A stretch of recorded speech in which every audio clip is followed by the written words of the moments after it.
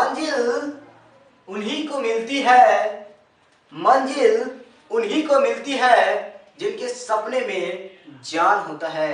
Hello friends, स्वागत करते हैं हम आपका इस YouTube चैनल पे। आज जो है महत्वपूर्ण समान अध्ययन प्रश्न का सीरीज 2 लेके आए हैं, है ना। और यह वीडियो आपको कैसा लगा, है ना, देखने के बाद हमें कमेंट बॉक्स में जरूर बताइएगा। तो आइए स्टार्ट करते हैं आपका वीडियो।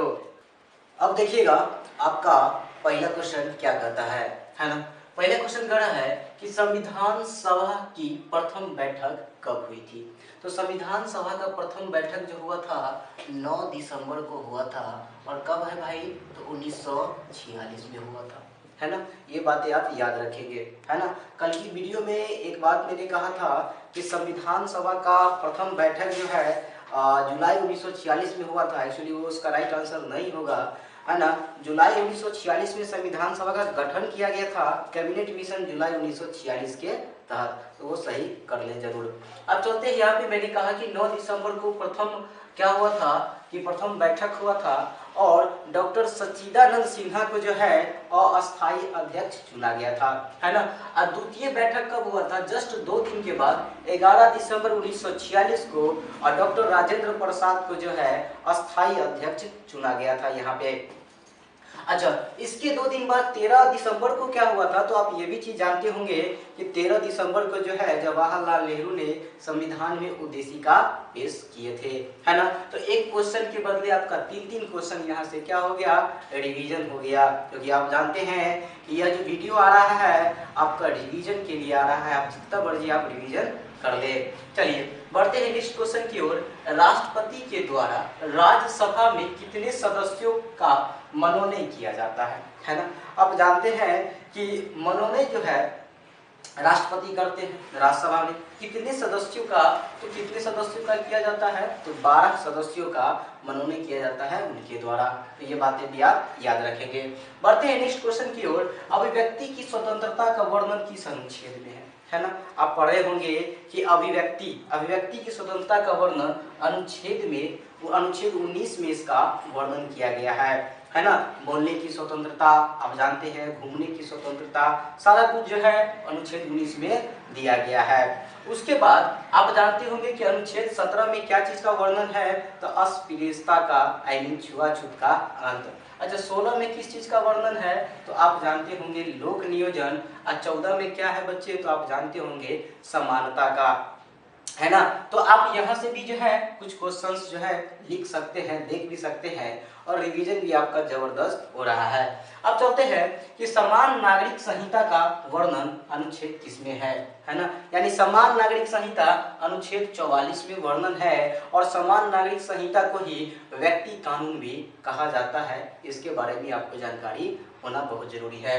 अच्छा, 47 में क्या है, तो मद निषेध है ना।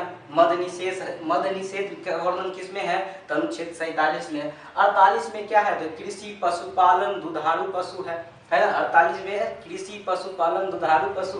और 49 में क्या है, तो आप जानते होंगे कि 49 में जो है राष्ट्रीय धरोहर जो है उसका हिफाजत करना, यानी जितने भी स्मारक हैं, जो भी हिस्टोरिकल जो है उसका हिफाजत करना। तो याद रखेंगे 47 में मद निषेध, तो मद निषेध पोषाहार स्वस्थ।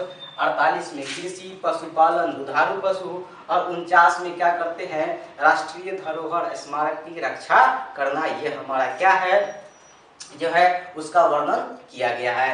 अब बढ़ते हैं नेक्स्ट क्वेश्चन की ओर। देखिए नेक्स्ट क्वेश्चन कर रहा है अनुच्छेद डैश के तहत राष्ट्रपति सुप्रीम कोर्ट से सलाह ले सकते हैं। आप जानते हैं कि राष्ट्रपति जो है अपनी स्वेच्छा से सुप्रीम कोर्ट से क्या ले सकते हैं, सलाह ले सकते हैं। आई मीन मन होगा तो लेंगे या ना मन होगा तो नहीं लेंगे।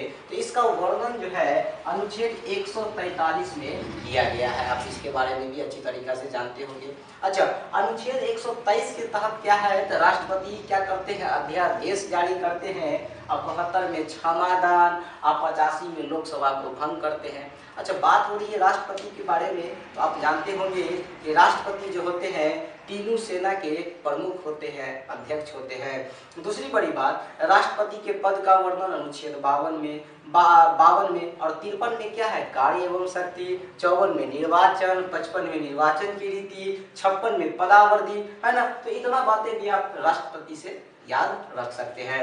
चलिए बढ़ते हैं लिस्ट की ओर। कहते हैं कि राज्यों के लिए हाई कोर्ट की व्यवस्था का वर्णन किस अनुच्छेद में है ना। आप जानते होंगे कि हर एक राज्य में क्या होता है, हाई कोर्ट होता है ना।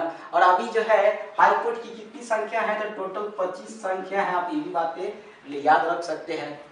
लेकिन क्वेश्चन क्या कर रहा है कि राज्यों के लिए हाई कोर्ट की व्यवस्था का वर्णन अनुच्छेद 214 में है ना। और गठन किसमें होता है, तो 216 में है। और 231 क्या कहता है कि 2 या 2 से अधिक राज्यों के लिए एक हाई कोर्ट की व्यवस्था की बात भी कही गई है। अच्छा, अनुच्छेद 324 क्या कहता है, तो निर्वाचन आयोग का गठन, है ना। निर्वाचन आयोग का वर्णन किसमें है, तो 324 में है। तो बड़ा क्वेश्चन सब आसान है। मैं जो एक क्वेश्चन में लेके नहीं आ रहा हूँ, आपके लिए 3-4 क्वेश्चन एक ही क्वेश्चन से बना रहा हूं, ताकि आपका जो रिवीजन है बहुत बेस्ट तरीका से हो सके, है ना। चलिए अब चलते हैं कि शून्यकाल का समय क्या है ना। अब जानते होंगे प्रश्नकाल, शून्यकाल, है ना। तो शून्यकाल का समय जो माना गया है, तो कहां कब से कब, तो 12 से 1 के बीच को ही क्या कहा जाता है, शून्यकाल। अच्छा, शून्यकाल का जो है कब हुआ था, गठन हुआ जानते हैं, तो 1960 में हुआ था, 1960 याद रखेंगे। अच्छा, प्रश्नकाल का समय कौन सा है, तो 11 से 12। कौन सा काल, तो प्रश्नकाल। प्रश्नकाल का समय 11 से 12, शून्यकाल का समय 12 से 1। और कब से स्टार्ट है, तो 1960 से स्टार्ट है। तो ये बातें भी आप याद रखेंगे।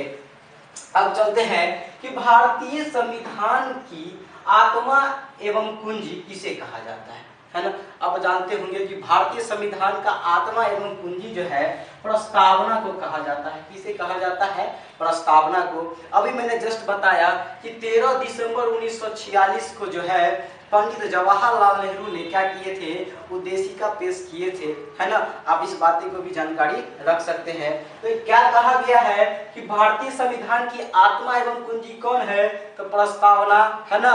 उसके बाद एक क्वेश्चन यहाँ से भी आप ध्यान दे सकते हैं कि अगर आपसे क्वेश्चन ये पूछा जाए, अकॉर्डिंग टू भीमराव अंबेडकर, यानी भीमराव अंबेडकर के अनुसार भारतीय संविधान का जो है आत्मा एवं कुंजी किसे कहा गया है, तो अनुच्छेद 32 को कहा गया है ना। अनुच्छेद 32 में क्या वर्णन है, कहा जाता है कि यदि कोई व्यक्ति हनन होता है, यदि उसका या फिर उसका अधिकार उससे छीना जाता है, तो वो क्या करते हैं, हाई कोर्ट में या सुप्रीम कोर्ट में अपील कर सकते हैं कि हमारे साथ क्या हो रहा है, अन्याय हो रहा है। और जानते हैं कि इस पर जो है सुप्रीम कोर्ट अनुच्छेद 32 के तहत और हाई कोर्ट अनुच्छेद 226 के तहत 5 प्रकार की रिट भी जारी करते हैं। तो इतना से आप क्वेश्चन सब जो है याद रखिएगा। और जिसका क्वेश्चन का आंसर नहीं आता है अपने नोटबुक पे लिखते भी चलिए, रिवीजन जो है बहुत तगड़ा हो रहा है। अब बढ़ते हैं हिस्ट्री सेगमेंट की ओर। देखिएगा हिस्ट्री का क्वेश्चन, पहला क्वेश्चन हिस्ट्री का कह रहा है कि मिताक्षरा के लेखक कौन थे, है ना। तो आप अच्छी तरीका से जानते होंगे मिताक्षरा के लेखक जो थे विज्ञानेश्वर थे, है ना। अब बात किया जाए कि राजशेखर क्या लिखे थे, काव्य मीमांस लिखे थे। काव्य मीमांस के लेखक कौन थे, तो राजशेखर थे। अच्छा, विशाखा दत्त क्या लिखे थे, तो मुद्रा राक्षस, यानी मुद्रा राक्षस के लेखक कौन, तो विशाखा दत्त, है ना। एक ही क्वेश्चन में 3 क्वेश्चन का आंसर आपको मिल गया, है ना। मैं बार बार कहता हूँ कि अगर क्वेश्चन आपको ना आवे तो नोटबुक पे लिख लिया करें। चलिए आगे चलते हैं कि विलिकंस ने डैश में भगवत गीता का अंग्रेजी में अनुवाद किया, है ना। आप जानते होंगे कि विलिकंस ने क्या किए थे कि भगवत जो गीता है हम लोग का धर्म है ना, धार्मिक किताबें हैं, उनका अंग्रेजी में अनुवाद किए थे। और कब किए थे, तो 1785 में किए थे। यह भी क्वेश्चन आप आपसे पूछा जा सकता है ना। एक बार क्या कब किए थे, तो 1785 में। दूसरी बड़ी बात, अगर घुमा के पूछे तो बोले यार भगवत गीता का अंग्रेजी में अनुवाद किसने किया था, तो विलिकिंस ने किया था। कब किए थे, तो 1785 में। सिंपल सा बात। अब चलते हैं नेक्स्ट क्वेश्चन की ओर कि ब्रह्म लिपि लिखी जाती है ना। आप जानते होंगे खरोष्ठी लिपि, ब्रह्म लिपि, बहुत सारा लिपि है, तो आप उसके बारे में भी जानते होंगे। फिलहाल चलते हैं यहाँ पे क्वेश्चन क्या दिया है कि ब्रह्म लिपि लिखी जाती है। पहला दाया से बाया, है ना, दाया से यानी ये दाया से लेके बाया, है ना, या फिर बाएं से दाया, है ना। तो इसका राइट आंसर जानते हैं क्या होगा, ब्रह्म लिपि लिखा जाता है बाया से दाया, यानी कि ऐसे करके ऐसे लिखा जाता है। ये जो है ना कौन सा लिपि है, तो खरोष्ठी, है ना। आप हमेशा याद रखिएगा कि खरोष्ठी लिपि लिखी जाती है दाया से बाया, दाया से बाया, अब ब्रह्म लिपि लिखी जाती है बाएं से दाया। तो ये क्वेश्चन आप याद रखेंगे, एक क्वेश्चन में डबल हो गया। चलिए बढ़ते हैं नेक्स्ट क्वेश्चन की ओर कि धान की भूसी का साक्ष्य कहाँ से मिला था। तो आप अच्छा तरीका से जानते होंगे कि धान का भूसी का साक्ष्य जो है रंगपुर से मिला था, याद रखेंगे रंगपुर से। अच्छा कालीबंगा से क्या मिला था, तो काली चूड़ी जुते हुए खेत के साक्ष्य मिले थे। अच्छा लोथल क्या है, तो लोथल एक बंदरगाह है ना। आप जानते होंगे सबसे बड़ा बंदरगाह गुजरात में है, कहाँ, गुजरात में। और क्या है सबसे बड़ा बंदरगाह। अच्छा धौलावीरा क्या है, धौलावीरा एक चीज के लिए फेमस हुआ था कि जल प्रणाली यानी जल निकासी प्रणाली यहाँ पे क्या था, उत्तम था। तो ये भी क्वेश्चन आप याद रख सकते हैं, क्वेश्चन पूछा जा सकता है। अब बढ़ते हैं नेक्स्ट क्वेश्चन की ओर कि डैश से सप्तमेव जयते शब्द लिया गया है ना। आप जानते हैं सप्तमेव जयते, है ना। तो ये शब्द आखिर कहाँ से लिया गया है ना। कभी कभी पूछ देता है कि कौन सा उपनिषद से लिया गया है, तो मुंडको उपनिषद से जो है ना अपना सत्यमेव जयते शब्द लिया गया है। तो बहुत आसान क्वेश्चन हो गया। अब चलते हैं नेक्स्ट क्वेश्चन की ओर कि 1857 की क्रांति के समय, है ना। अब याद कीजिए 1857 का क्रांति मंगल पांडे, है ना। तो यानी 1857 की क्रांति के समय ब्रिटेन के प्रधानमंत्री कौन थे, तो ब्रिटेन के प्रधानमंत्री कौन थे, तो कौन थे भाई, पामस्टन थे। आप अच्छी तरीका से इसका भी बारे में जानते होंगे। और कहते हैं 1857 की क्रांति और बिहार से कौन लड़े थे, तो बिहार के जगदीशपुर से तो बाबू वीर कुंवर सिंह लड़े थे। और एक यही एगो ऐसा स्थान था जहां से क्या हुआ था, सर्वाधिक विजयी प्राप्त हुआ था।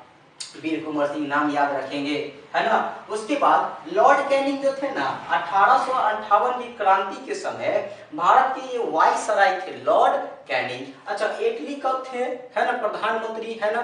तो स्वतंत्रता के समय याद रखिएगा, स्वतंत्रता के समय, भारत स्वतंत्रता के समय भारत ब्रिटेन के प्रधानमंत्री कौन थे, तो इटली थे। यहाँ से देखिए बहुत सारा क्वेश्चन बन गया।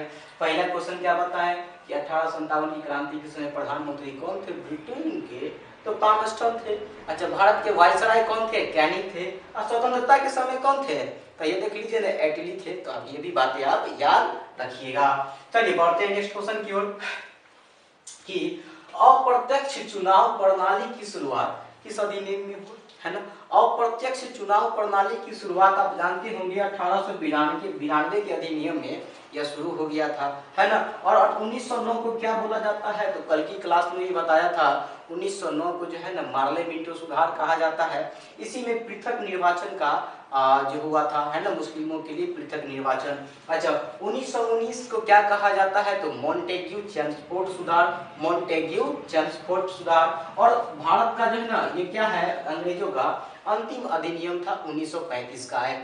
लास्ट क्वेश्चन का है कि दयानंद सरस्वती जी आप याद रखेंगे, है ना, पाखंड एवं खंडनी का पताका कहाँ फहराए थे। आप जानते हैं 1863 सन 1863 में दयानंद सरस्वती ने आगरा में क्या किए थे, पाखंड एवं खंडनी की पताका फहराए थे। तो ये रहा कुछ हिस्ट्री का क्वेश्चन। अब बढ़ते हैं हम लोग ज्योग्राफी की क्वेश्चन की तरफ। अब देखिएगा ज्योग्राफी का इंपोर्टेंट क्वेश्चन, है ना। पहला क्वेश्चन कर रहा है कि सूर्य का प्रकाश पृथ्वी तक पहुंचने में कितना समय लगता है ना। बहुत आसान सा क्वेश्चन है और ऐसा क्वेश्चन जो है आपके एग्जाम में भी आते ही रहता है, तो आप जानते होंगे, है ना। तो इसका राइट आंसर क्या हो जाएगा, 8 मिनट 16 सेकेंड। कहने का मतलब 8 मिनट 16 सेकेंड में जो है ना सूर्य का प्रकाश पृथ्वी तक पहुंच जाता है। बढ़ते हैं नेक्स्ट क्वेश्चन की ओर। पृथ्वी का एकमात्र उपग्रह कौन सा है? तो कौन सा है? तो चंद्रमा है ना। पृथ्वी का एकमात्र उपग्रह चंद्रमा है। और मंगल के बारे में जानते होंगे कि मंगल का कलर कौन सा है? तो लाल है। और बुध के बारे में भी जानते होंगे कि बुध जो है ना आकार की दृष्टि से सबसे छोटा ग्रह है। बात करते हैं आगे कि दो देशांतर रेखाओं के बीच की दूरी को क्या कहते हैं, है ना। दो देशांतर रेखाओं के बीच की दूरी को क्या कहते हैं? गोले कहते हैं। ये भी बातें आप याद रखेंगे। बढ़ते हैं नेक्स्ट क्वेश्चन। पृथ्वी में प्रत्येक 32 मीटर की गहराई पर जाने पर, है ना, तापमान में वृद्धि कितना होता है? तो आप जानते होंगे इसका भी क्वेश्चन का आंसर बहुत अच्छा तरीका से, है ना। ऐसा क्वेश्चन देखने को मिलते रहता है। तो जब कभी भी 32 मीटर की गहराई पर जाते हैं ना तो 1 डिग्री तापमान जो क्या होता है? इंक्रीज कर जाता है। कितना डिग्री सेल्सियस? तो 1 डिग्री सेल्सियस तापमान इंक्रीज कर जाएगा। अब चलते हैं कि भारत और चीन के बीच कौन सी रेखा खींची गई है? भारत और चीन के बीच आप जानते होंगे मैकमोहन रेखा जो है खींचा गया है। मैकमोहन रेखा भारत और चीन के बीच में। अच्छा, रेड क्लिफ रेखा किसके बीच में है? तो भारत और पाकिस्तान के बीच में है। तो ये भी बातें आप याद रखेंगे। आगे चलते हैं कि कपास की खेती के लिए उत्तम मिट्टी कौन सी होती है ना। कपास का जब खेती करेंगे तो कौन सा मिट्टी जो है ना प्रयुक्त माना जाता है? तो आप जानते होंगे कि कपास की खेती के लिए जो है ना काली मिट्टी को ही उत्तम माना गया है। बहुत मस्त होता है। चलिए आगे चलते हैं कि भाखड़ा नांगल परियोजना किस नदी पे है? ऐसा क्वेश्चन भी आते रहता है। आप देखे होंगे नदी से क्वेश्चन रहता है ना। डैम से क्वेश्चन रहता है, आप ये भी जानते होंगे। तो बहुत जितना भी होगा मुझसे पॉसिबल होगा मैं वैरायटी का क्वेश्चन लाते भी रहूंगा, है ना। बस आप प्यार से देखते रहे और क्वेश्चन का एंजॉय करते रहे, रिवीजन भी करते रहे। भाखड़ा नांगल परियोजना जो है कि कौन सा नदी पे है? तो सतलज नदी पे है। कौन सा नदी पर? तो सतलज नदी पे। आगे चलते हैं कि गाय का दूध उत्पादन है ना में सबसे अधिक किस देश में होता है ना। यानी गाय का जो दूध उत्पादन होता है सबसे अधिक किस देश में होता है? तो आप जानते होंगे, बहुत आसान सा क्वेश्चन है ना। दिमाग में इंडिया आ रहा है क्या? इंडिया नहीं होगा। राइट आंसर क्या हो जाएगा? अमेरिका हो जाएगा। क्वेश्चन क्या है जो देखिए, गाय का दूध यानी कि गाय के दूध उत्पादन में यूएसए जो है अमेरिका ये प्रथम स्थान पे है। लेकिन केवल दूध पूछेगा कि दूध उत्पादन में कौन है? तो दूध उत्पादन में केवल कौन है? तो इंडिया है ना। आप ये भी बातें जानते होंगे। इंडिया में कौन सा राज्य? तो उत्तर प्रदेश, है ना। तो बहुत आसान क्वेश्चन था। यहाँ से आपने देखा वैरायटी का क्वेश्चन। अब चलते हैं साइंस के, तो कुछ साइंस का महत्वपूर्ण क्वेश्चन। पहला क्वेश्चन कह रहा है साइंस का कि बेरी किस विटामिन की कमी से होता है ना। अब जानते होंगे कि विटामिन B1 की कमी से जो है बेरी होता है ना। बात करें नेक्स्ट क्वेश्चन की, तो आरबीसी का लाइफ चक्र कितना होता है? तो ये क्वेश्चन का है, आसान है। आरबीसी यानी रेड ब्लड सेल का जो है ना जीवन चक्र कितना होता है? तो 120 दिन तक होता है, याद रखिएगा, है ना। हमारे शरीर में जो लाल रक्त है उसका जीवन काल 120 दिन। आगे चलते हैं कि मनुष्य के शरीर में पित्त कहाँ से उत्पन्न होता है ना। ये भी क्वेश्चन आसान है। तो मनुष्य के शरीर में पित्त जो है यकृत से निकलता है। कहाँ से निकलता है? यकृत से निकलता है। चलिए नेक्स्ट क्वेश्चन की ओर चलते हैं कि पेस मेकर का संबंध किससे है ना? डैश से है। यानी कि पेस मेकर का संबंध जो है किससे है? तो आप जानते होंगे हृदय से है। एकदम आसान क्वेश्चन है। और आप ये भी जानते होंगे कि यह सब जो क्वेश्चन है सीधा एग्जाम में छपने वाला है, क्योंकि ऐसा क्वेश्चन जो है बार जो है एग्जाम में देखा भी जा चुका है। अब चलते हैं नेक्स्ट क्वेश्चन की ओर। कहते हैं विश्व का सबसे बड़ा फूल कौन सा है ना।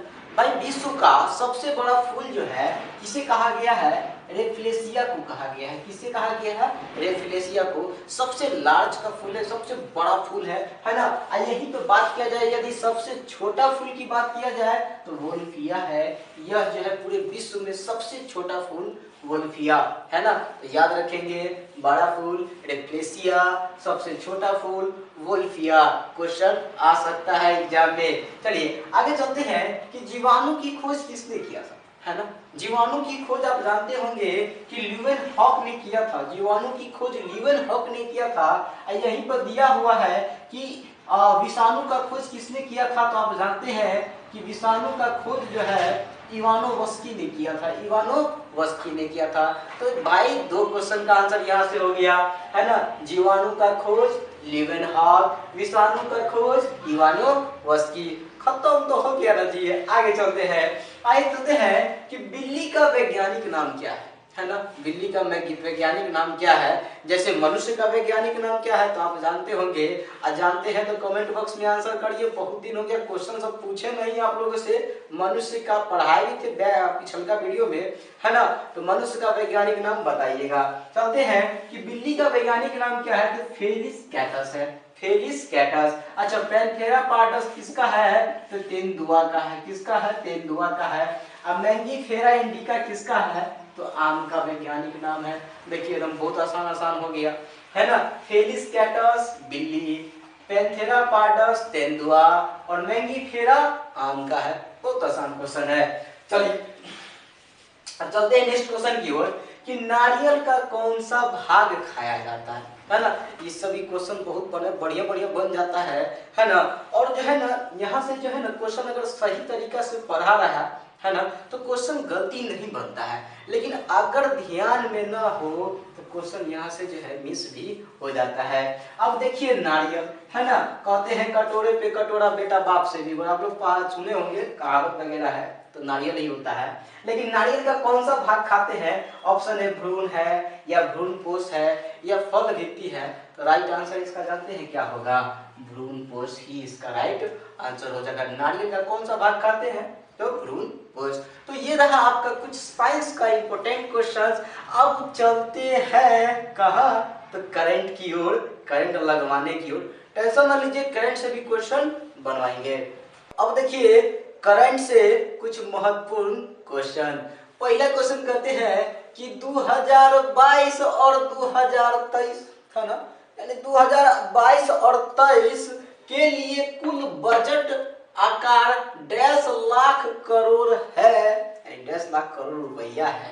तो राइट आंसर क्या हो जाएगा जानते हैं, अरे 39.45 लाख करोड़ इस बार का क्या है, बजट का आकार है ना। आप लोग याद कीजिए, है ना, आप लोग क्लास में पढ़ाए थे बजट, वहीं से ना क्वेश्चन है जी करंट का। चलिए नेक्स्ट क्वेश्चन करते हैं कि अगले 3 सालों में डैश नई वंदे भारत ट्रेन का निर्माण किया जाएगा, है ना। माने कि ना बुझे, आने वाले 3 सालों में कितना वंदे मातरम ट्रेन का, है ना, वंदे भारत ट्रेन का निर्माण किया जाएगा।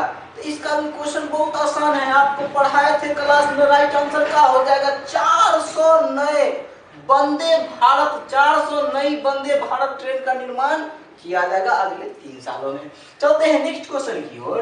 कहते हैं कि जल से नल, जल से नल नहीं, नल से जल योजना के लिए कितने रुपये का आवंटित किया गया है ना।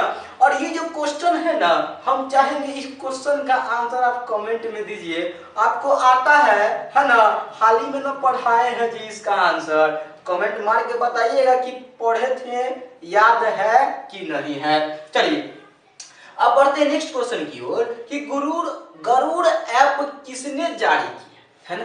किसने जारी किया, गरुड़ ऐप जो है किसने जारी किया, तो राइट आंसर क्या हो जाएगा, निर्वाचन आयोग। निर्वाचन आयोग जो थे, है ना, उन्होंने ही क्या किए हैं, गरुड़ ऐप को लॉन्च किए हैं। अच्छा अभी ना पढ़ाए थे पॉलिटी में, क्या पढ़ाए हैं, निर्वाचन आयोग अनुच्छेद 324 में वर्णन है, याद रखिएगा। चलिए आगे चलते हैं। देश का पहला ग्रेन यानी अनाज एटीएम कहाँ है, तो राइट आंसर क्या हो जाएगा, गुरुग्राम हरियाणा में है। देश का पहला ग्रेन माने क्या होता है, अनाज, अनाज का एटीएम, है ना, मतलब क्या है ना, वो है कहाँ, तो गुरुग्राम हरियाणा में। अब चलते हैं नेक्स्ट क्वेश्चन की ओर। देखिए तो मस्त मस्त क्वेश्चन है कि इसरो है ना, हाल ही में जो है ना क्या हुआ है, इनका जो है अध्यक्ष बने हैं, कौन बने हैं उसको भी देख लेते हैं। कहते हैं इसरो के नए अध्यक्ष जो है कौन है, तो एस सोमनाथ है। कौन है, एस सोमनाथ है। तो याद रखिएगा, बड़ा ही जबरदस्त है ये सब। हाल ही में आप ये भी जानते होंगे कि प्रलय मिसाइल जो है ना लॉन्च किए थे, है ना, इसरो से ही ना ये लोग क्या किए थे, प्रलय मिसाइल लॉन्च किया गया था। अब भारत की भुजाओं को क्या कर दिया, और स्ट्रॉन्ग कर दिया, है ना। हम भारतीय हैं, शान शान से कहो हम भारतीय हैं। चलिए आगे चलते हैं। हाल ही में सुभाष भौमिक का निधन हो गया, है ना। हाल ही में सुभाष भौमिक का निधन हुआ, और वो क्या थे, मतलब किस पेशे से जुड़े थे। क्रिकेटर थे क्या, जी नहीं सर। फुटबॉलर थे क्या, जी हाँ सर। राइट आंसर क्या हो जाएगा, फुटबॉलर थे। गायक तो नहीं थे, है ना, सिंगर नहीं थे, फुटबॉलर थे। चलिए आगे चलते हैं, है ना। आगे चलने से पहले एक बार जानते हैं, ये निधन को भी पढ़ के जाइएगा, 1 नंबर यहाँ से भी क्वेश्चन बन जाता है, हमेशा याद रखिएगा। अगला कहते हैं बिहार मखान, आहा, कहते हम बिहारी हैं और हमारा भी चर्चा खूब होता है करेंट में, है ना जी। बिहार मखान का नाम परिवर्तित करके नया नाम क्या रखा गया है ना। ऑप्शन देखते हैं, दरभंगा मखाना, है ना, नेक्स्ट मिथिला मखाना, नेक्स्ट अमृत मखाना। राइट आंसर क्या हो जाएगा पता है, मिथिला मखाना। जानते हैं एक बात, है ना, क्या बोला जाता है ना, कि Darbhanga is the heart of Mithila. Darbhanga जो है ना मिथिला, मिथिला का क्या है, हार्ट है, ये चीज याद रखिएगा। फिलहाल ये सब जो है ना कहते हैं डायलॉग है, डायलॉग नहीं है, सही चीज ना बोले हैं। अगर मिथिला में से दरभंगा को हटा दिया जाए तो बचेगा का, कुछ नहीं, याद रखिएगा। फिलहाल मखाना, बिहार मखाने का नाम चेंज करके क्या हो गया है, मिथिला मखाना। तो ये रहा कुछ करंट का क्वेश्चन, है ना। और कैसा लगा यह वीडियो कमेंट मार के हमें जरूर प्रोत्साहन करें। और हमारे चैनल पे नए हैं, हमारे चैनल को अभी तक सब्सक्राइब नहीं किए हैं, तो आप हमारे चैनल को सब्सक्राइब कर लीजिए और बेल आइकन को भी दबा दीजिएगा, ताकि जो है ना वीडियो जब कभी भी अपलोड होगा इसका नोटिफिकेशन सबसे पहले आप तक पहुंच सके। तब तक के लिए अलविदा साथियों।